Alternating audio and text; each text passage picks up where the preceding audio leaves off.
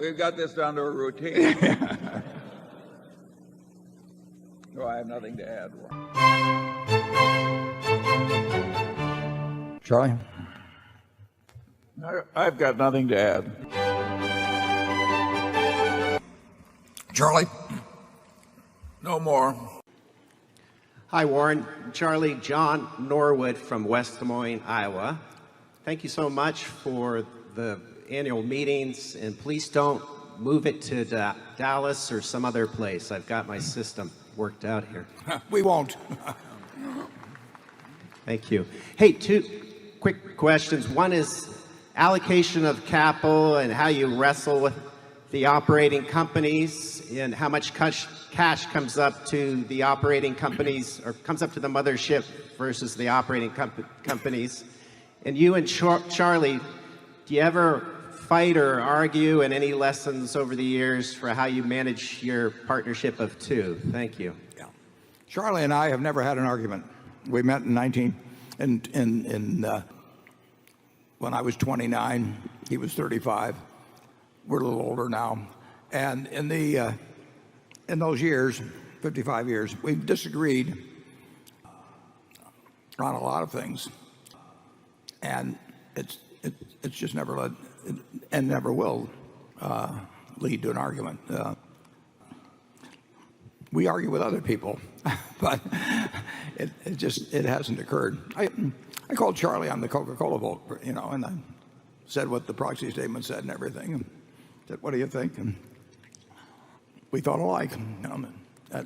Sometimes we don't think alike, and we never go away in the least bit mad if we don't. Yeah, but most of the time we think alike. That's one of the problems. If one of us misses it, the other is likely to too. Yeah, I would say that. Well, there's no question. If you look at the really bad mistakes we've made, I've made them. I'm probably a little more inclined toward action than Charlie. Would you say that's fair, Charlie? Or? Well, you once called me the abominable no man. Yeah. But you said over the weekend that he's called you something before. Oh, the abominable no man. Right. But he likes that. Yeah. Now, a bit of Charlie Munger trivia. In the 1994 Berkshire annual meeting alone, our thorough research shows that there was at least 12 no's from Charlie Munger, and each no was packed with wisdom and often with humor.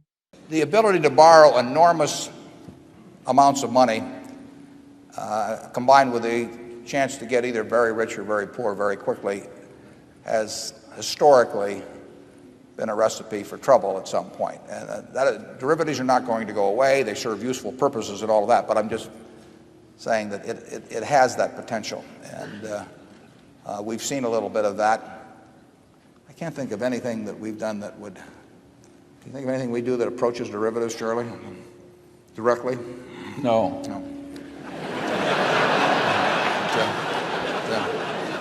I may have to cut him off if he talks too long.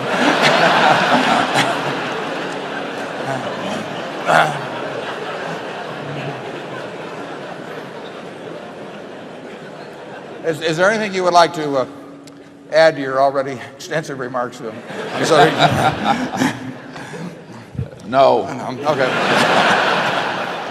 Yeah, my name is Cy Rademacher from Omaha. Is there any point at which your stock would rise to the point where you might split the stock? Surprise, surprise. I think I'll let Charlie answer that this year. He's so popular with the shareholders that I can afford to let him take the tough questions.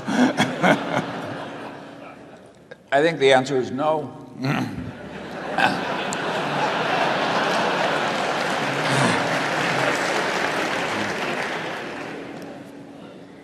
Charlie? Nothing to add.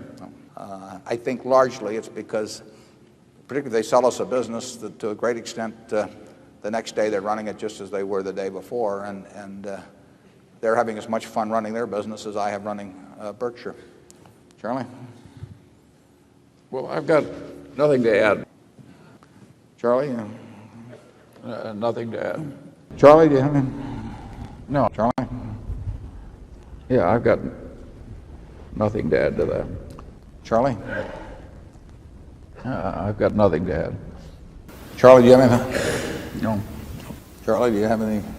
No. Solomon, I think, is a better company now than it was some years back, but it's still in a business that's can be very volatile, and it has a small amount, as does any investment banking firm and does any commercial banking firm, of systemic risk. I mean, you can't get rid of that. Charlie, you want to? No, I've got nothing to add.